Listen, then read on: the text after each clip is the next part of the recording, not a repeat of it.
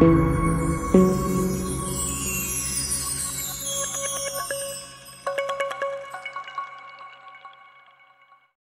भालू अपनी सस्ती की वजह से जंगल भर में नालायक और निकम्मा मशहूर था। जंगल का कानून था कि कोई जानवर किसी दूसरे जानवर का खाना नहीं चराएगा बल्कि खुद मेहनत करेगा। लेकिन अब भला रंगा को ये बात कौन समझाता। इसे जिसने भी समझाया वो समझा कर थक गया। वो कभी किसी की मछलियां चारा लेता और कभी शहद की मक्खियों को भगाकर उनका शहद हड़प कर जाता। अपनी उन्हीं हरकतों की वजह से वो कई बार पिट भी चुका था, लेकिन रंगा को बाज आना था, ना आया। एक दफा का जिक्र है, सर्दियों की एक रात भूख से रंगा का बारा हाल था कि अचानक इसे दरख्त पर भुन भुन की आवाजें सुनाई दीं। उसने जब ऊपर नजर उठाई तो इसे शहद का छत्ता नजर आया। तब तो रंगा के मुंह में पानी भर आया। उसने छलांग लगाई और दरख्त पर चढ़ गया। जारी है। शहद की मक्खियों ने जब रंगा को देखा तो वो डर गईं। शहद की मक्खियों की एक रानी होती है। तमाम मक्खियां अपनी रानी की बात मानती हैं। रानी ने भालू से कहा कि वो सारा शहद न ले जाए, बल्कि जितनी इसकी भूख है सिर्फ इतना शहद ले ले। वो चाहता तो वो शहद का सारा छत्ता ले जाता, लेकिन इस वक्त वो मक्खियों से लड़ने के मोड में नहीं था। इसे मालूम था कि शहद की मक्खियों का डंक बहुत खतरनाक होता। रंगा ने चालाकी से कहा, एक शर्त पर ऐसा करूंगा, मुझे जब भी भूख लगेगी शहद दिया जाएगा। रानी ने इस वक्त छत्ता बचाने के लिए हामी भर ली, लेकिन बाद में रानी को अंदाजा हुआ कि रंगा उनकी मेहनत मुफ्त में हड़प करना चाहता।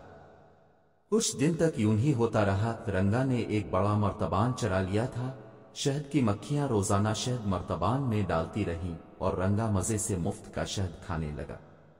मुफ्त का खाने में इसे मजा आने लगा। जब कभी शहद कम मिलता, अदेर से मिलता, रंगा भालू जोर जोर से चीखें मारकर दरख्त को हिलाकर रानी को डराता। रानी ने भालू की इस बदमाशी से तंग आकर एक दिन तमाम मक्खियों को जमा किया और कहा, रंगा की बदमाशी रोज बरोज बढ़ रही है। वो हमसे जबरदस्ती हमारा खाना ले जाता है और खुद सारा दिन काहलों की तरह पड़ा रहता है।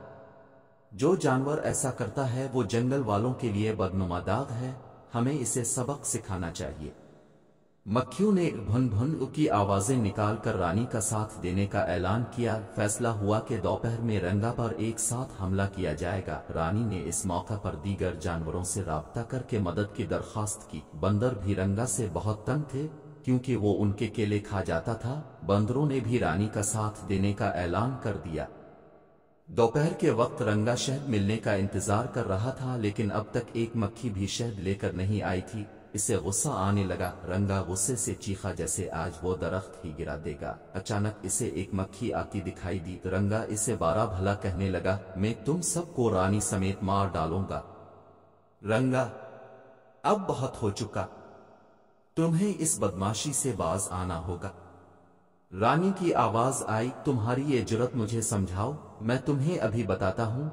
कहाँ हो तुम, सामने आओ डरपोक। रानी अभी इसने कहा ही था कि उसे बहुत सारी शहद की मक्खियों का शोर सुनाई दिया। अलिफाफ, ये क्या करने लगे हैं? रंग कहते हुए पीछे हटने लगा तो उसका पैर फिसला और वो दरख्त से नीचे गिर गया। शहद की मक्खियों ने इस पर हमला कर दिया था। अलिफाफ, आई, मैं मर गया, आइंदा नहीं करूंगा। अलिफाफ, बचाओ कोई मुझे। रंगा भालू चीखते हुए बोला, लेकिन अब कोई बचाने वाला नहीं था। दूसरी तरफ बंदरों ने भी नारियल तोड़ तोड़ कर मारना शुरू कर दिए थे। 2 नारियल ही भालू को लगे, जिससे इसका सर फट गया और वो दर्द से कराहते हुए भाग गया। ऐसा भागा कि फिर कभी किसी को नजर ही नहीं आया। पता नहीं वो कहाँ गया।